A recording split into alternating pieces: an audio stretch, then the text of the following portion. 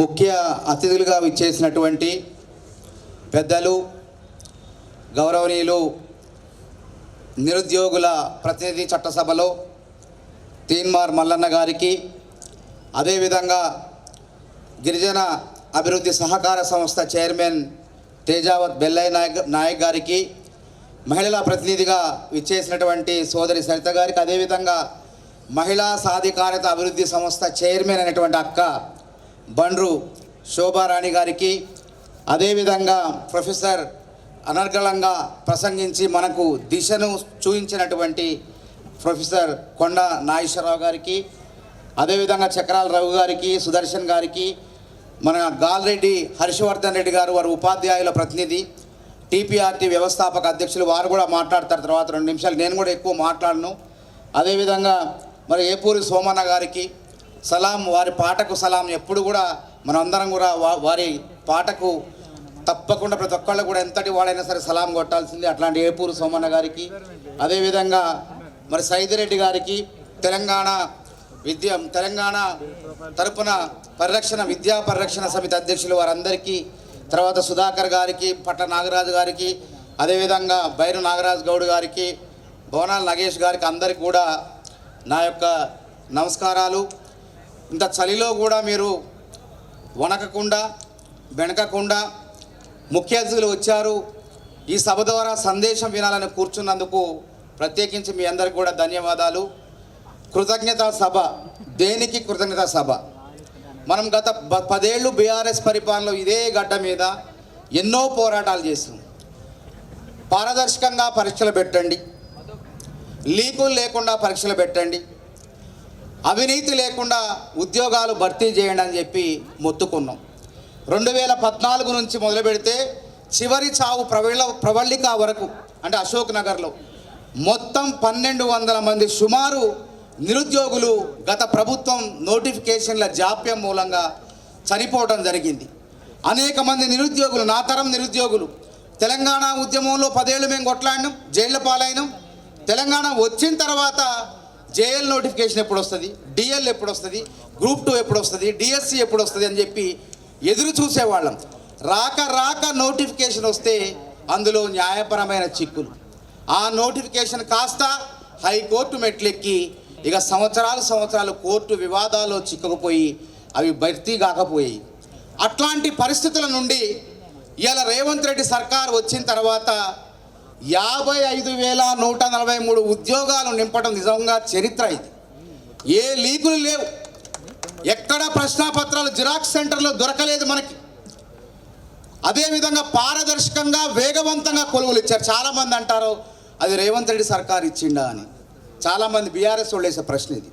నేను ఒక నిరుద్యోగ జేఏసీగా పోరాటం చేసి 40 కేసులు పెట్టుకున్నటువంటి వ్యక్తిగా ప్రభుత్వం, కాంగ్రెస్ ప్రభుత్వం, రేవంత్ రెడ్డి సర్కారు ఒక పారదర్శకతతో వ్యవహరిస్తుంది.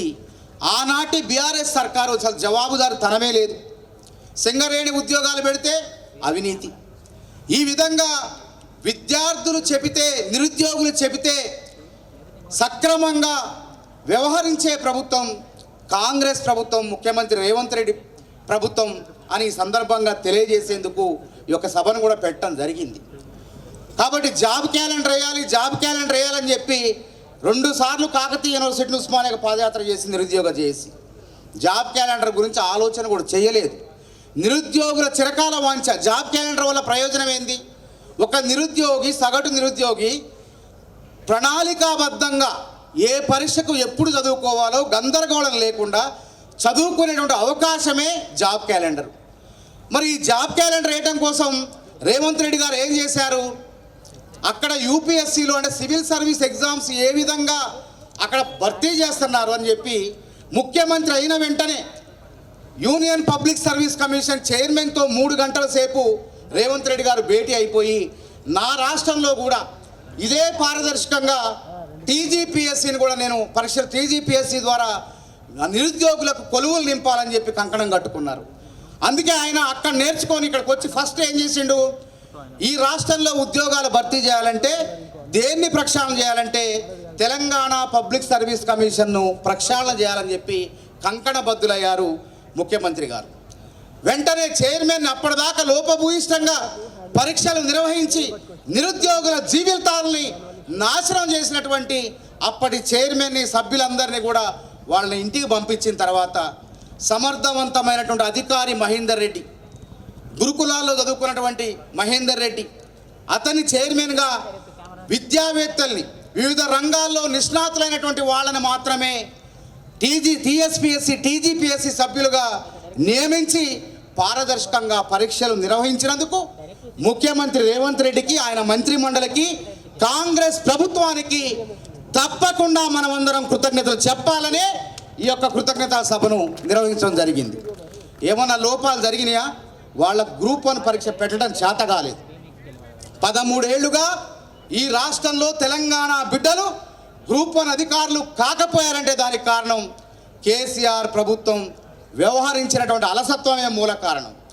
ఒకసారి పరీక్ష పెడితే లీకు, తద్వారా పరీక్ష రద్దయింది గ్రూప్ 1. రెండోసారి పరీక్ష పెడితే భద్రతా ప్రమాణాలు పాటించకుండా దొడ్డిదారులు అడ్డదారులు ఇష్టం వచ్చిన వాళ్లకు బీఆర్ఎస్ కార్యకర్తలు కూడా ఉద్యోగాలు ఇవ్వాలనే కుట్ర పన్నారు. అందుకే బయోమెట్రిక్ విధానాన్ని పాటించలేదు.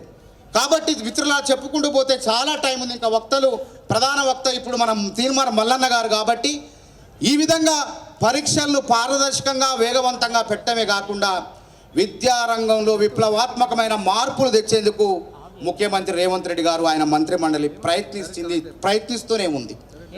విద్యా కమిషన్ ఏర్పాటు చేసింది. రేపు పాఠశాల నుంచి అంటే 26,000 ప్రభుత్వ పాఠశాలలో చదువుతున్న 25 లక్షల మంది విద్యార్థులు కార్పొరేట్ స్కూళ్ళలో చదివే విద్యార్థులకు తీసిపోరనే విధంగా ప్రక్షాళన జరిగే కార్యక్రమాన్ని ముఖ్యమంత్రి రేవంత్ రెడ్డి గారు చేపట్టారు. బడ్జెట్లో 21,000 కోట్లు పైనే, అంటే గత ప్రభుత్వం కన్నా 2,119 కోట్లు అదనంగా కేటాయించారు. మన హాస్టల్లో చదివే విద్యార్థులు, సంక్షేమ హాస్టల్లో చదివే విద్యార్థులకు 10 ఏళ్లుగా డైట్ ఛార్జీలు పెంచలేదు. కాస్మోటిక్ ఛార్జీలు అంటే అలంకరణ వస్తువుల ఛార్జీలు పెంచలేదు 16 ఏళ్లుగా. కానీ రేవంత్ రెడ్డి గారు వచ్చిన తర్వాత రాష్ట్రంలో సుమారు 10 లక్షల మంది విద్యార్థులకు ప్రయోజనం చేకూరే విధంగా 600 కోట్లు భారం పడినా సరే పిల్లలకు మంచి సౌకర్యాలు కల్పించాలని డైట్ ఛార్జీలు పెంచినందుకు మరి కాస్మోటిక్ ఛార్జీలు పెంచినందుకు మనందరం కూడా తప్పకుండా కృతజ్ఞతలు చెప్పి తీరాల్సిందే అని చెప్పి ఎన్ని ఇబ్బందులు వచ్చినా ఈ సభను పెట్టడం జరిగింది. అదేవిధంగా తరగతులు ప్రారంభమైన రోజే ఈ రాష్ట్రంలో 26,000 ప్రభుత్వ స్కూళ్ళలో 25 లక్షల మంది విద్యార్థులు చదువుతుంటే తరగతులు ప్రారంభమైన రోజునే ఏకరూప దుస్తులు అంటే యూనిఫామ్, అదేవిధంగా పుస్తకాలను కూడా పంచినటువంటి ఘనత ముఖ్యమంత్రి రేవంత్ రెడ్డి గారిది. కాబట్టి కృతజ్ఞతలు చెప్పాలి అని చెప్పి ఈ సభను ఏర్పాటు చేయడం జరిగింది. అంతేకాకుండా మనం ఎప్పుడు కూడా సాంప్రదాయ విద్య చదువుతున్నాం. ఎంఏ, ఎంకామ్, బిఏ, బీకామ్, బీటెక్కి చదువుతున్నాం. చదివేసి నిరుద్యోగులుగా మిగిలిపోతున్నాం. ఈ రాష్ట్రంలో 30 లక్షల మంది నిరుద్యోగులు ఉంటే కేవలం 2 లక్షల ఉద్యోగాలు, ప్రభుత్వ ఉద్యోగాలు ఉన్నాయి. మరి మిగతా వాళ్ళని ఏం చేయాలి, వాళ్ళని ఏ విధంగా ప్రయోజకులు చేయాలి, వాళ్ళకు ఉపాధి కల్పించాలనే మహత్తరమైన ఆలోచన ముఖ్యమంత్రి రేవంత్ రెడ్డి గారు చేశారు. కాంగ్రెస్ ప్రభుత్వం చేసింది, మంత్రిమండలి చేసింది. ఎవరికైనా నైపుణ్య విశ్వవిద్యాలయం అనే ఆలోచన గత బీఆర్ఎస్ ప్రభుత్వానికి వచ్చిందా అని అడుగుతున్నా. నియామకాల పునాదుల మీద ఏర్పడిన తెలంగాణలో అసలు నియామకాలే సక్రమంగా జరగలే. కాబట్టి ఒకవేళ నియామకాలు దక్కని నిరుద్యోగులను ఆదుకునేందుకు నైపుణ్య విశ్వవిద్యాలయానికి వెళ్ళండి, అక్కడ నైపుణ్యం నేర్చుకోండి, మీ కాళ్ళ మీద నిలబడండి, ప్రపంచవ్యాప్తంగా స్వయం ఉపాధిని పొందండి అని చెప్పేసి రేవంత్ రెడ్డి గారు మరి నైపుణ్య స్కిల్ యూనివర్సిటీని, యంగ్ ఇండియా స్కిల్ యూనివర్సిటీని ఏర్పాటు చేయడం జరిగింది. అదేవిధంగా యంగ్ ఇండియా స్కిల్ యూనివర్సిటీ కాదు, నా బిడ్డలు క్రీడల్లో రాణించాలి, నా తెలంగాణ బిడ్డలు భారతదేశానికి పేరు తేవాలి, ఒలింపిక్ లాంటి అంతర్జాతీయ క్రీడల్లో పేరు ప్రఖ్యాతులు భారతదేశానికి, తెలంగాణకు పేరు ప్రఖ్యాతులు తేవాలని చెప్పేసి యంగ్ ఇండియా క్రీడా విశ్వవిద్యాలయాన్ని కూడా ఏర్పాటు చేయడం జరిగింది. కాబట్టి ఒక్కసారి గురుకులాలు పుట్టించిందే కాంగ్రెస్ పార్టీ. పివి నరసింహారావు గారి హయాంలో గురుకులాల వ్యవస్థ రూపొందుకుంది. ఆయన రూపొందించిన హయాంలో చదువుకున్నటువంటి ఐఏఎస్లు, ఐపీఎస్లే మన బుర్రా వెంకటేశం గౌడ్ గారు, మహేందర్ రెడ్డి గారు, ఇంకా చెప్పుకుంటూ పోతే చాంతాడంత లిస్టు ఉంటుంది.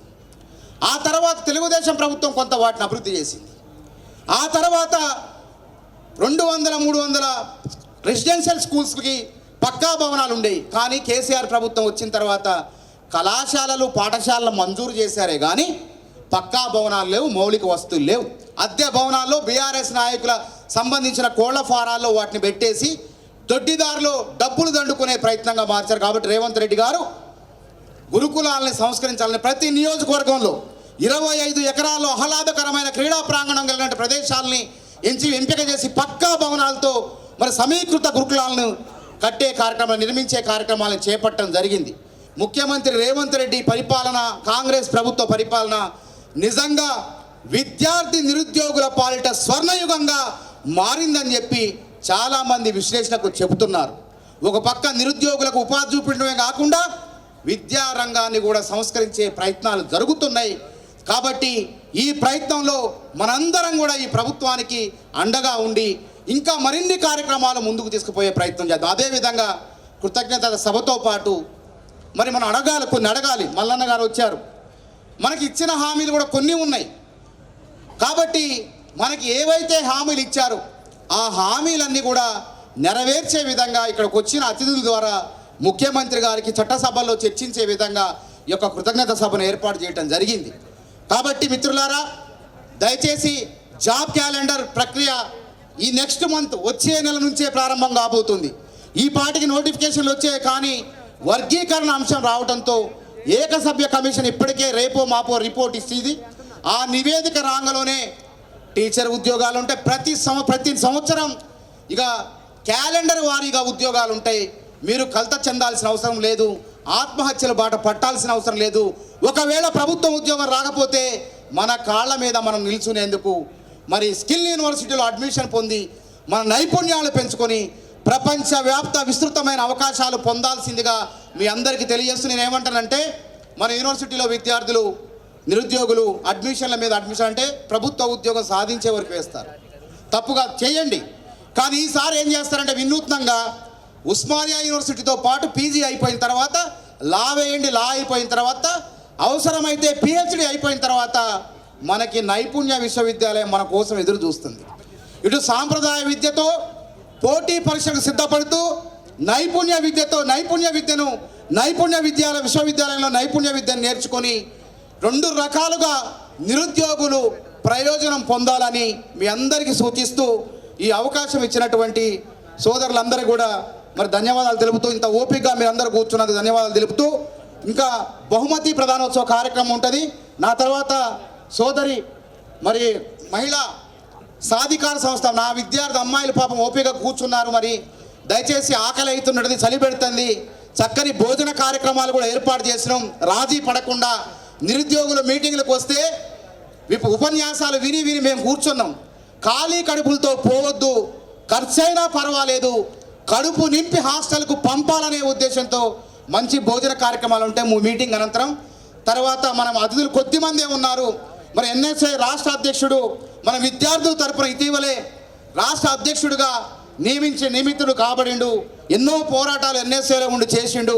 ఆయన చేసిన పోరాటాలకు గాను రాహుల్ గాంధీ గారు, సోనియా గాంధీ గారు, మల్లికార్జున్ ఖర్గే గారు వీళ్ళందరూ కూడా గుర్తించి ఒక దళిత బిడ్డకు ఎన్ఎస్ఐ రాష్ట్ర అధ్యక్షుడిగా నియామకమయ్యే అవకాశం ఇచ్చారు. అందుకు మనం అందరం కృతజ్ఞతలు ఎవరు జరపాలి? సోనియా గాంధీ గారికి, రాహుల్ గాంధీ గారికి, అదేవిధంగా కాంగ్రెస్ అధిష్టానానికి. ఎందుకంటే ఒక దళిత బిడ్డను ఎన్ఎస్ఐ అధ్యక్షుడిగా చేసిన చరిత్ర. జాతీయ పార్టీ అధ్యక్షుడు దళితుడు, విద్యార్థి విభాగానికి అధ్యక్షుడు రాష్ట్రంలో దళితుడు. కాబట్టి కాంగ్రెస్ పార్టీలో ప్రజాస్వామ్యం ఉంటుంది.